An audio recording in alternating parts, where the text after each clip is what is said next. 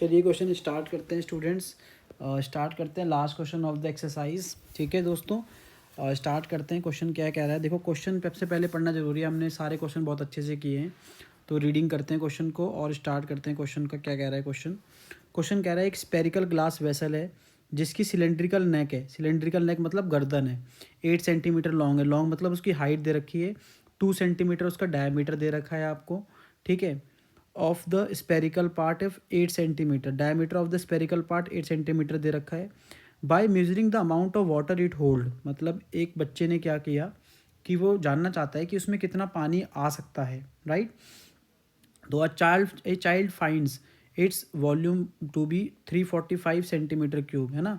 उसको पता लगा कि इसकी जो वॉल्यूम है 345 सेंटीमीटर क्यूब उसने जो है निकाली है उस जो है ग्लास वेसल की। ठीक है, वॉल्यूम निकाला उसने।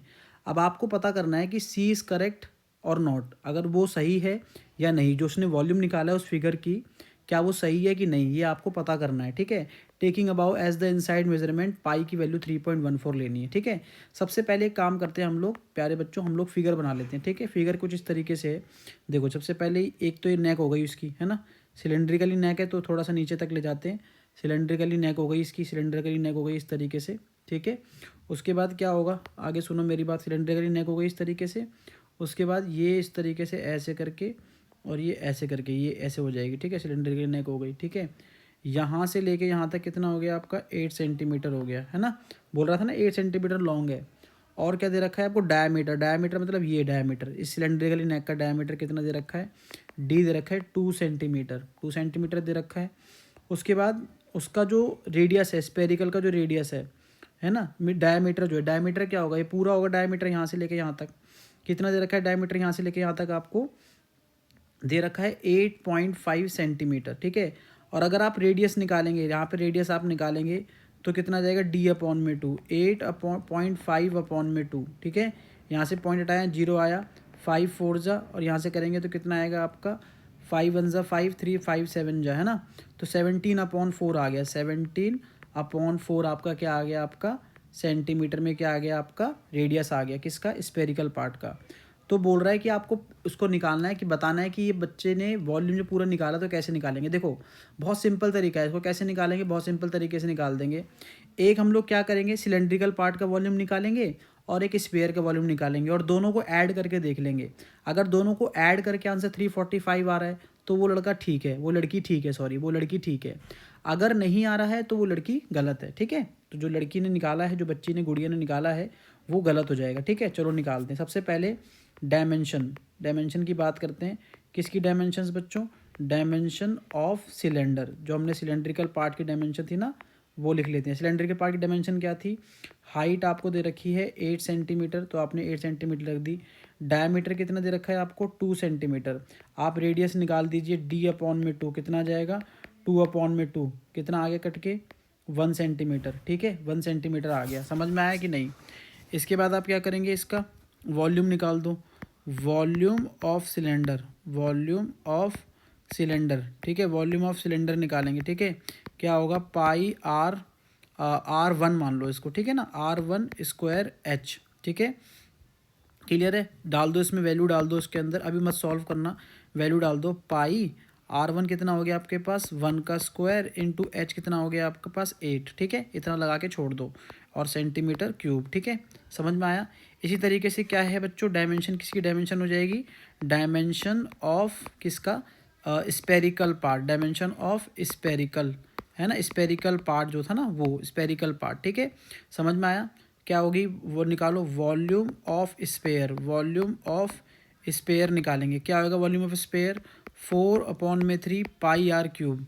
4/3 पाई आर क्यूब, 4/3 पाई कितना हो गया, पाई का पाई हो गया, आर कितना हो गया, आर हो गया आपका 17/4, 17/4 और 17/4। ठीक है, ये आ गया सेंटीमीटर क्यूब। अब इन दोनों को निकालना है। ठीक है, तो अगर वॉल्यूम स्पेरिकल ग्लास निकालूंगा मैं, वॉल्यूम ऑफ स्पेरिकल ग्लास निकालना चाहूँगा, तो उसके अंदर दो चीज़ें हैं। क्या क्या चीज़ें हैं, दो हमारे पास, दो चीज़ें कौन कौन सी हैं। एक तो हमारे पास वॉल्यूम ऑफ क्या है बच्चों, एक वॉल्यूम ऑफ सिलेंडर है हमारे पास, प्लस दूसरा क्या है, वॉल्यूम ऑफ स्पेयर है हमारे पास, वॉल्यूम ऑफ स्पेरिकल पार्ट है नीचे की तरफ, है ना, स्पेरिकल पार्ट। तो दोनों का वॉल्यूम हमने निकाल रखा है, पीछे डाल दो इसके अंदर। क्या था, पाई 8 पाई सेंटीमीटर क्यूब, एक तो ये है, प्लस कितना है दूसरा, नीचे कितना है 4/3, 4/3 पाई इंटू यहाँ कितना हो गया 17/4, 17/4, 17/4 और ये 17/4, ठीक है,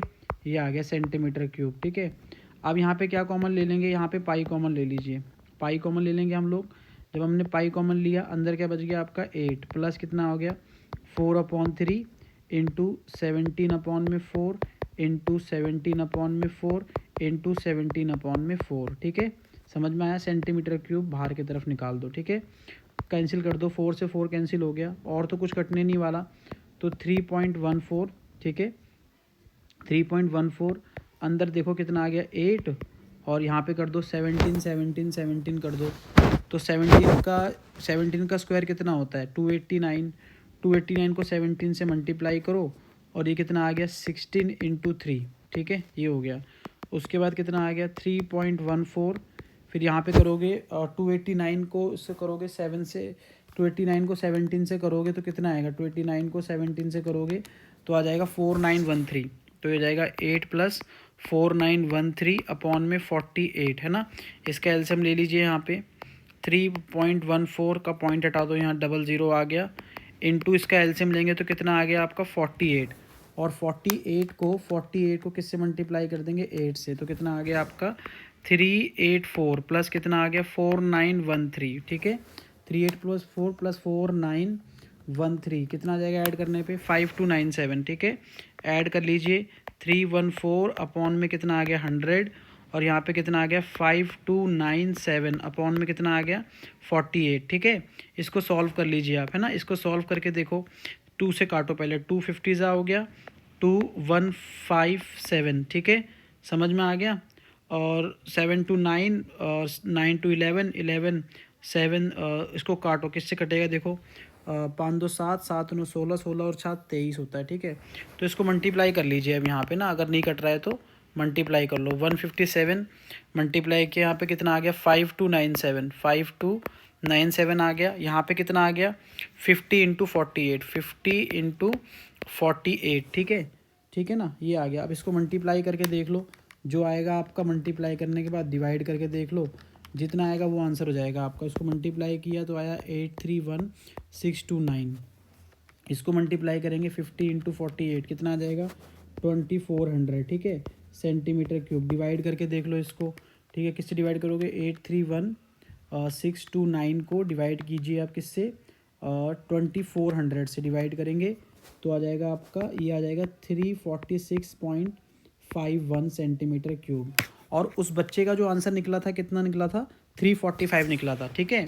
आंसर कितना आया एग्जैक्ट हमारा 346, तो यहाँ लिख देंगे सी इज़ इनकरेक्ट, वो क्या थी इनकरेक्ट थी, ठीक है, समझ में आया, तो वो गलत थी, और राइट आंसर क्या आएगा 346.51, ठीक है। तो ये आपका आंसर हो गया स्टूडेंट्स, ठीक है। आई होप आप लोगों को समझ में आया होगा, और ये चैप्टर हमने ख़त्म कर दिया है पूरी तरीके से, दी एंड कर दिया है इस चैप्टर का। बहुत अच्छे से समझ में आया होगा, उम्मीद करता हूँ समझ में आया हो तो प्लीज़ मेरे चैनल को लाइक एंड सब्सक्राइब करें। आप लोग काफ़ी सारे मेरी वीडियोस देख रहे हैं लेकिन आप सब्सक्राइब नहीं कर रहे हैं, प्लीज़ सब्सक्राइब करें मेरे चैनल को, जिससे कि मेरे चैनल को हेल्प मिलेगी, और आप लोगों को जो है एजुकेशन की वीडियो ऐसी लगातार मैं कंटेंट देता रहूँगा। धन्यवाद।